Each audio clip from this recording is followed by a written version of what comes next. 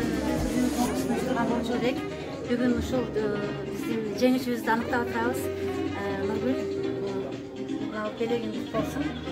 Ар дайым ушундай билимдүү кыздар болуп, билимди ушундай элге чачып, Кыргызстанда аты чыккан ушундай билимдүү мугалимдер болуп жүрөт. Асылына да ийгилик каалайм, жакшы иштеп жүрүңүз. Бүгүнкү чыгышыбыздан кийин бул сыйлыгыбыздын жарымын Касым агай менен бөлүшөбүз. Дана эже сизге жалпы заманбапта колдогон жалпы мугалимдерге ыраазычылык